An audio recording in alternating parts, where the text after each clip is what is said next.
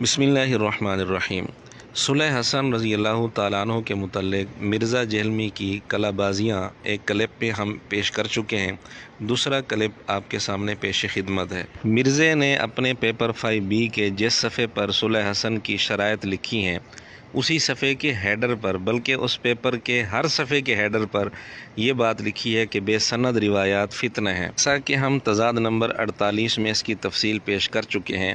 بہرحال مرزے نے پوری بے شرمی کا مظاہرہ کرتے ہوئے اور اپنے اصول کی دھجیاں اڑاتے ہوئے بغیر سند کے یہ شرائط لکھ دی، اور جن 4 کتابوں کا حوالہ دیا یہ شرائط ان 4 کتابوں میں ہے ہی نہیں۔ بہرحال اب مرزے نے ڈھونگ یہ رچا رکھا ہے کہ جی سندوں کے چکر میں نہ پڑیں۔ ان لوگوں نے چونکہ صلح حسن ان کے گاٹے میں فٹ ہوئی تھی تو یہ سندوں کے چکر میں پڑ گئے۔ سندوں میں تو پڑھنے کی ضرورت ہی نہیں میرے بھائی۔ اب مرزے نے اصول یہ بنا لیا کہ سندوں میں پڑھنے کی ضرورت ہی نہیں ہے۔ اس پر ہم مرزے کو اس کے اپنے ہی بنائے ہوئے کچھ اصول یاد دلانا چاہتے ہیں۔ اگر مرزے کے اندر غیرت ہوئی تو یہ اس کے لیے ڈوب مرنے کا مقام ہوگا۔ تو اصول محدثین پر بات ہونی چاہیے، بات ثابت بھی ہو۔ جھوٹا تو لوگ پتہ نہیں کیا کیا لوگوں کے اوپر الزام لگا دیتے، تو حق بات وہ ہے جو سند کے ساتھ ثابت ہو۔ یہاں مرزا جہلمی خود اصول بتا رہا ہے کہ حق بات وہ ہے جو سند کے ساتھ ثابت ہو، اصول محدثین پر بات ہونی چاہیے۔ لیکن جب بات سیدنا معاویہ رضی اللہ تعالیٰ عنہ کی آتی ہے، ان پر الزام لگانے کے لیے بے سند روایات بھی بیان کر دیتا ہے، پھر کہتا ہے سندوں کے چکر میں پڑھنے کی ضرورت ہی نہیں۔ اچھا علی بھائی، واقعہ کربلا پر مستند کتاب کو بتائیں، یہ بہت لوگوں نے سوال کیا۔ آج واقعہ کربلا میں نے شیخ زبیر صاحب سے بھی کہا تھا، انہوں نے مجھے بتایا کہ تاریخ دمشق جو ہے سب سے بڑی تاریخی کتابوں میں سے ہے، ابن عساکر کی، اس میں کافی روایتیں اس کے اندر موجود ہے، اس طریقے سے تاریخ الخلفاء میں بھی، لیکن اب ان کی سندیں پرکھنے کی ضرورت ہے۔ جہلمی فرقہ ذرا انصاف سے بتائے، واقعہ کربلا کے متعلق روایات تاریخ دمشق، تاریخ الخلفاء وغیرہ میں موجود ہیں، لیکن مرزا جہلمی کہہ رہا ہے کہ ان کی سندیں پرکھنے کی ضرورت ہے۔ کیا صلح حسن کی شرائط کی سندیں پرکھنے کی ضرورت نہیں ہے؟ اتنا بڑا تضاد آخر کیوں ہے؟ وہ جلال الدین سیوطی نے جو نبی الاسلام کی وفات کے آلموسٹ 900 سال بعد آئے، 911 ہجری میں فوت ہوئے، ایک بے سند روایت نقل کر کے اس امت کو فتنے میں ڈال دیا، اور لوگ کہہ رہے ہیں جی وہ روایت موجود ہے، اور روایت کی سند مانگے تو سند کوئی بھی نہیں۔ جی اب ذرا انصاف سے بتائیں، سیوطی اگر بغیر سند کے روایت لکھ دے تو اس نے امت کو فتنے میں ڈال دیا، اگر مرزا جہلمی صلح حسن کی شرائط بغیر سند کے لکھ دے تو کیا یہ دین کی بہت بڑی خدمت ہو جائے گی؟ پھر مرزا کہتے ہیں ان سے سند مانگی گئی تو سند ہی کوئی نہیں ملی، تو اسی طرح مرزے کا یہی حال ہے، جب اسے سند مانگی گئی تو اس نے ڈھونگ رچا دیا کہ سندوں کے چکر میں پڑنے کی ضرورت ہی نہیں۔ تو آپ کے پاس کون سی سند آ گئی صلح حسن کی شرائط پر؟ اور ضمناً ہم یہاں یہ بھی بتاتے چلیں کہ مرزا جو مزے لے لے کر یہ روایت بیان کرتا ہے کہ عمر بن عبدالعزیز رحمۃ اللہ علیہ نے جمعے کے خطبے میں ایک آیت کا اضافہ کیا تھا، کیونکہ بنو امیہ جمعے کے خطبوں میں سیدنا علی رضی اللہ تعالیٰ عنہ پر سب و شتم کرتے تھے، تو انہوں نے اس کو ختم کرا کے آیت کا اضافہ کر دیا۔ یہ روایت بھی اسی سیوطی نے بغیر سند کے لکھی ہے۔ اگر وہ روایت بغیر سند کے سیوطی لکھے تو امت کو فتنے میں ڈالنے والی بات ہے، یہ روایت بھی بغیر سند کے لکھی ہے، یہ روایت مرزا جہلمی مزے لے لے کر کیوں بیان کرتا ہے؟ یہاں بھی اس کو کہنا چاہیے تھا نا کہ سیوطی نے بغیر سند کے یہ روایت لکھ کر امت کو فتنے میں ڈالا ہے، یہاں مرزے کا پیمانہ کیوں بدل گیا؟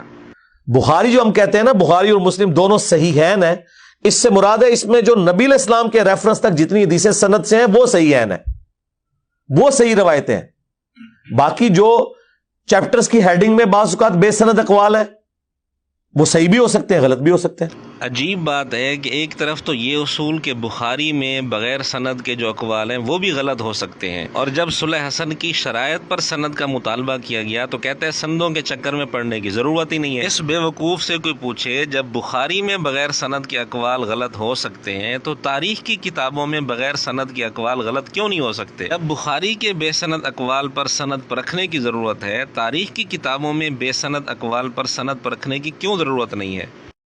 اچھا، یہ متع کے 2 ریفرنسز دیے جاتے ہیں، کہ ایک تو یہ کہ امام حسن علیہ السلام سے یہ لوگ متع ثابت کرنے کی کوشش کرتے ہیں کہ ان کو مطلاق کا جانے لگا تھا، وہ طلاقیں بہت زیادہ دیتے تھے۔ جھوٹ ہے یہ، امام حسن علیہ السلام کی شخصیت کو ملائن کیا گیا ہے اور کہا گیا جی 100 شادیاں کی ہوئی تھی۔ جلال الدین سیوطی نے بے سند روایتیں لکھی ہیں نا جی، جلال الدین سیوطی صاحب نے تو بہت کچھ لکھا ہوا ہے. اب یہاں سیدنا حسن رضی اللہ تعالیٰ عنہ کے متعلق روایات تو موجود ہیں، لیکن مرزا کہتا ہے کہ چونکہ بے سند روایات ہیں، ان کی سند کوئی نہیں ہے، اس لیے یہ جھوٹ ہے. عجیب بات ہے کہ یہاں سیدنا حسن رضی اللہ تعالیٰ عنہ کے متعلق بے سند روایات جھوٹ بن جائیں، اور جب صلح حسن کی شرائط پر بات ہوتی ہے وہاں مرزے کو سندیں نہیں ملتی تو مرزا اصول بنا لیتا ہے کہ جی سندوں کے چکر میں پڑنے کی ضرورت ہی نہیں. حالانکہ ان روایات کا تعلق بھی سیدنا حسن رضی اللہ تعالیٰ عنہ کے ساتھ ہے، شرائط والی روایت کا تعلق بھی سیدنا حسن رضی اللہ تعالیٰ عنہ کے ساتھ ہے.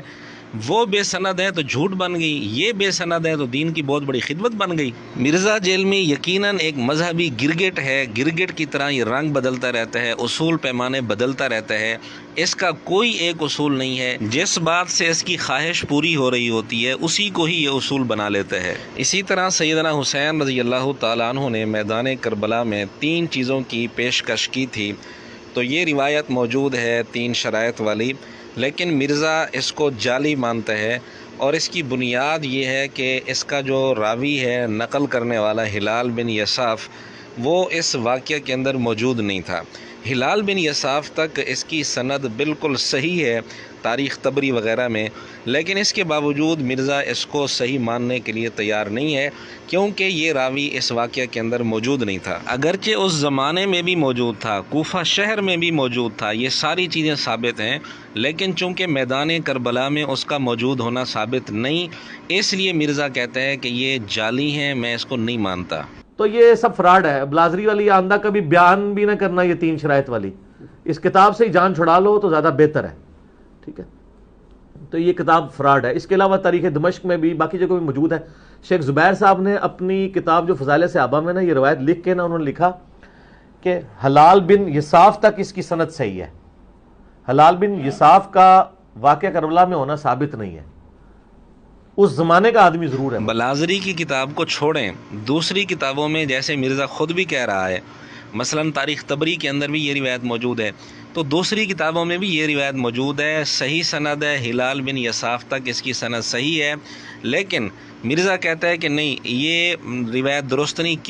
کیونکہ یہ راوی اگرچہ اس زمانے میں موجود تھا، لیکن میدان کربلا میں، واقع کربلا میں اس کا موجود ہونا ثابت نہیں ہے. عجیب بات ہے، یہاں تو سند بھی ہے اور سند بھی صحیح ہے، لیکن صرف اس بنیاد پر کہ نقل کرنے والا جو راوی ہے اس کا واقع کربلا میں، میدان کربلا میں موجود ہونا ثابت نہیں، لہذا یہ روایت غیر معتبر ہو گئی. تو مرزا صلح حسن کی شرائط والی جو روایت پیش کر رہا ہے اس کی تو سند ہی نہیں.